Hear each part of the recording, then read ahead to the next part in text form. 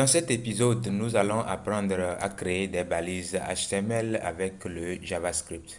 Bien sûr, je ne continue pas à utiliser le terme balise, vu que c'est le terme que vous maîtrisez le plus. En temps normal, en étant dans le JavaScript, on doit plutôt parler des éléments HTML. Très bien. Maintenant, revenons à notre sujet de l'épisode. Avec le DOM, l'ajout d'un élément HTML se fait en fait en trois étapes. D'abord, on doit créer l'élément. Ensuite, on lui affecte des attributs s'il y en a. Et après, maintenant, on l'insère dans le document. Et ce n'est qu'à ce moment-là qu'il sera pris en compte dans votre code HTML. La création d'un élément se fait avec la méthode createElement. Donc, on commence déjà. Je vais essayer de mettre ceci en commentaire. Ou soit, bon, on va les mettre en commentaire. Après, si on en a besoin, on va les décommenter. Très bien. Déjà, on va essayer de créer une balise A que je vais appeler ici un lien pour des nouveaux liens égal quoi document qu'est-ce que j'écris déjà, voilà, document.create element entre parenthèses double ou simple quote A. Là je viens de créer la balise A. Voilà, donc l'élément est créé, sauf qu'il n'est pas encore inséré dans le document. Il n'est donc pas visible, mais on peut lui ajouter des attributs. On va par exemple ajouter l'attribut ID, href et puis title. Juste des exemples, hein. Alors pour le faire, on commence juste écrire par exemple le nom de la variable .id égale, qu'est-ce qu'on va donner comme ID? On va mettre ozon underscore ID. Le lien maintenant, on va écrire toujours un lien.href égal à quoi comme lien? On va mettre ozon.com. On va mettre aussi quoi? Un lien.title. Je parle de title égal à double quote. Je vais mettre découvrir le site de Ozon. Voilà. Point virgule.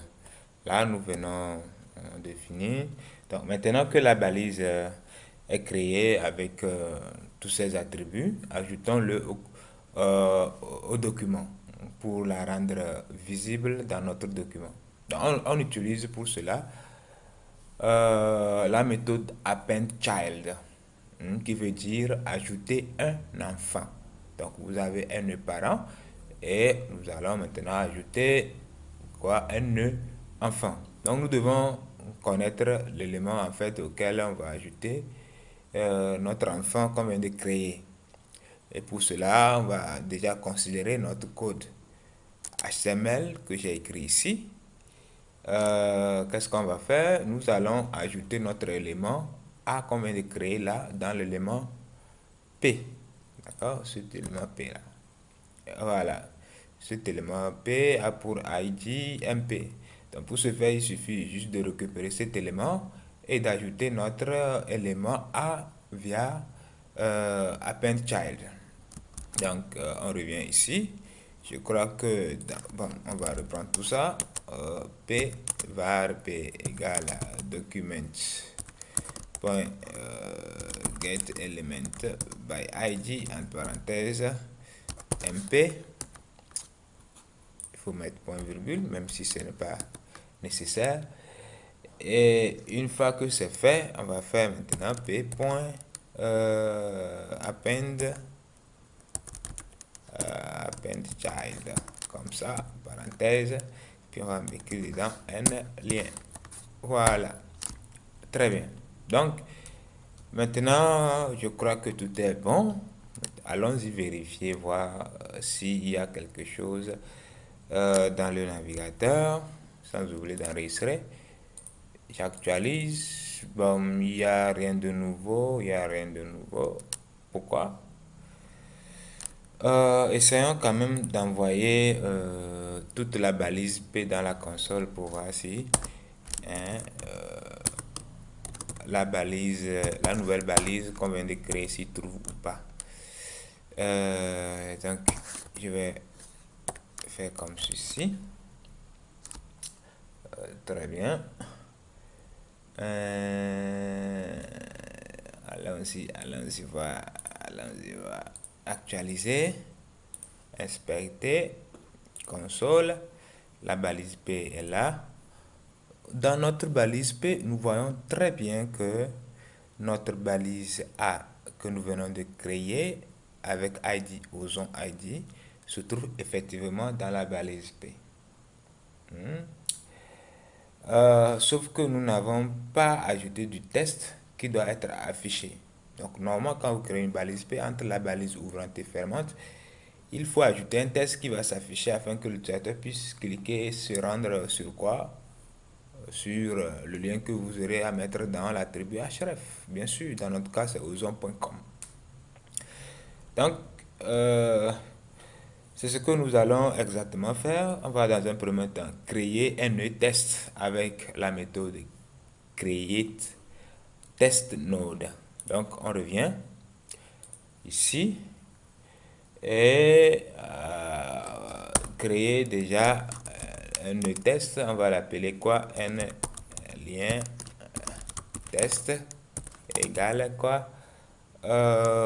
C'est document, voilà, document point create test node entre parenthèses. Quel est le test qu'on veut créer? Je vais juste écrire visiter le site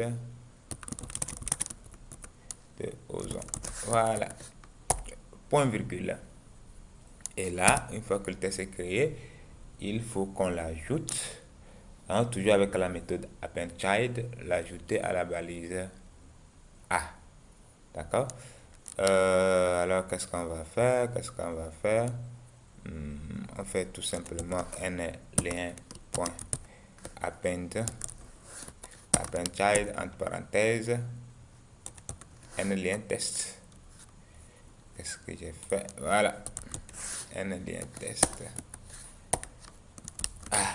Très bien, je crois que tout est bon. On va actualiser et là automatiquement vous voyez que nous voyons notre balise A qui est créée avec tout le test qu'on a ajouté.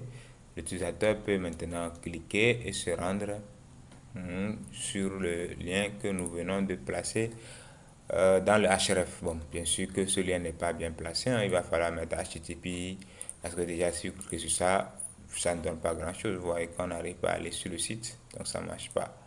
Voilà, donc je crois que tout est assez clair. Bon, normalement tout ça on devait le faire juste comme ceci. Voilà, très bien. Donc tout est clair. Donc dans l'épisode prochain, on va maintenant parler de child node, clone node pour cloner les nœuds, replace child pour remplacer, remove child, vérifier par exemple qu'un nœud a des nœuds enfants avec la méthode has child node et puis le insert before.